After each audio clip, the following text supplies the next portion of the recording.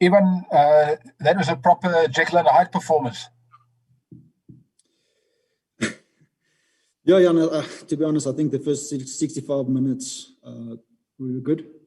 Obviously, with the 2 yellows, the last 10, 12 minutes was a bit of a scramble. But really proud of the guys, the way we came back, the character, the fight. Even with 13 guys getting up, working hard. And luckily, at the end, we got the win. Is that the type of physicality you asked for last Friday and that you wanted? Yeah, to be honest, even if the result went the other way, I think I'll still sit here and say the physicality was a lot better. The mindset and set piece and how we carry and how we defend it was a lot better. So yeah, to answer your question shortly, definitely a lot better. Ivan, just on the performance, couple of regular guys still missing, still out, coming back. You beat a Western Province team who's got most of their first choice players there, bar the Springboks. Would you say that looking at this result, you maybe underestimated the Pumas on that Friday game? No, Leighton, I won't say we underestimated them. Between this week and next week, we're getting about 15, 16 players back, coming back, returning from injury and COVID protocols and all of that. I mean, like I said, we can use all the excuses we want to. I think we had 4 training sessions, proper training sessions in the last 3-4 weeks. So we knew we were a little bit undercooked. Well, we were undercooked going to the Pumas game, and they really exposed that. And again, proud of the guys, how they fought tonight. Hopefully we can get the guys returning fit and ready, either for next weekend's game or for the Sharks game. Even obviously the focus immediately shifts to the British and Irish Lions. And I asked this of John Dobson as well. Given what you've seen in the last 2 weeks so far, do you think our teams are ready for the British and Irish Lions?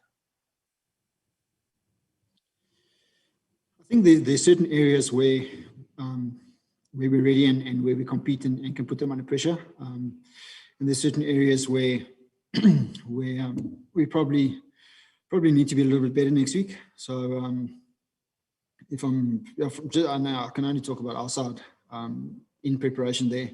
I think when we go through a mental dip, we look a little bit vulnerable. Even though we had 13 guys tonight, I think mentally we were a bit frantic instead of being in charge. So if we can control what we can control, I mean, the obvious fact is you're going to play against 23 of 23 test players and probably 23 out of the top 35, 40 test players in Europe.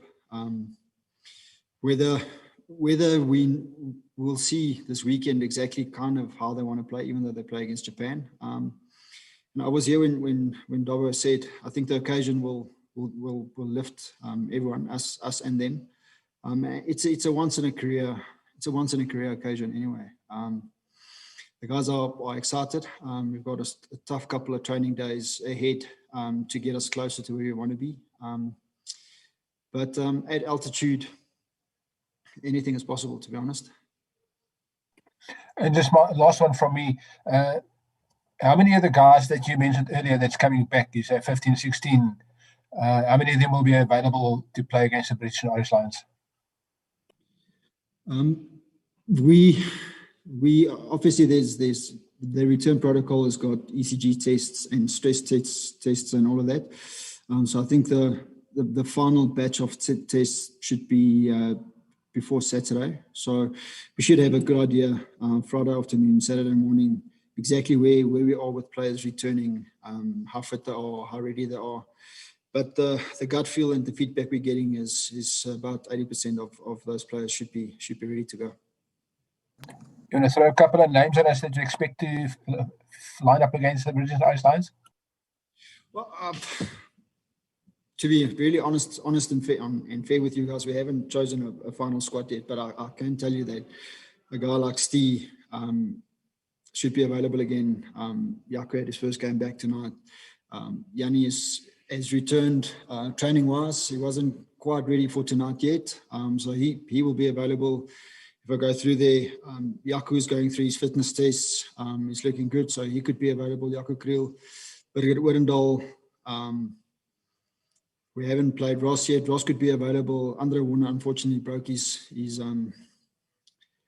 a cheekbone that got operated on, so he's in a race of time. Divan Rousseau is available on his way back. So there's some nice headaches for us over the next 2-3 days. Even I was just going to ask you about that. That's the type of selection headache that a coach would want instead of what you've been going through the last 2 weeks or so. Yeah, Leighton, I think both scenarios is part of what professional sport is. People get injured. I think the last year and a half showed us exactly what the reality of life is about. And at the end of the day, player safety and the reality of what life is currently is paramount, and that's the most important thing for us. So getting guys, getting them back, the biggest challenge, and that's the honest discussions between myself and players and all the support staff is, are they ready, healthy enough and fit enough to get selected? If not, then unfortunately they might miss it. But then I think we play against the Sharks the weekend after, then hopefully all of them should be able to be back then. Hi, Coach Morgan. Congratulations on the victory there. For the first 67 minutes, you guys were in control. It was going quite nicely for you. Your defense was working. And then those 2 yellow cards just changed the entire complexion of the match. Can you just give me an indication of the stress levels that you guys were going through there in the coaching box when the Western Province started rumbling in those last 10 minutes? Morgan, I can sit here and say a couple of years gone by, it felt like forever. I think our decision making and our execution just wasn't good enough, even with the 13 guys. We gave them ball to run at us, which wasn't good enough. So there's a lot of learnings we got to take out of there. Either you got to go deep and pin them there, or you got to if you want to kick, you got to do it contestable. So I think our kickoffs were too deep. The box kick from Krappie was too deep, and that put us under pressure. I mean, if you're only 13 on the field and you've got 2 guys covering backfield, that's 11 in the front line, probably a tackle or 2. That leaves you with 8 or 9 in the front line. And so ruck discipline, ruck decision. Can't lose numbers at rucks when you don't have the numbers. I think that's big learnings for us out of there. But obviously chuffed with the result and really proud of the guys. Any more questions? Yeah, just lastly from me, please, Monique. Even just a word on the young guns. Franke led from the front. Nathan was scrumming so good. He had Neethling under his shoulder. Same with Sibusiso. And then Vincent fronted up physically as well. Just a word on how those guys went, please. Leighton, to be honest, it's great for the world to see their potential, their capabilities. I'm really proud of how they step up. All the names you've mentioned, plus we can add Manny Ras there, Morne van den Berg, even Notis, Rooyen, they're all between 20 and 23, 24 years old. It's really nice to be part of that development. And as we said in the change room now, the big thing for us is as the youngsters, if I can refer to the names you've mentioned, is just the consistency of performance, the consistency of mindset, the consistency of preparation to get that again. I think that's a learning for us and for them. But are they exciting? Unbelievable talents, unbelievable rugby players, great people. I'm really happy for them. Thanks, guys.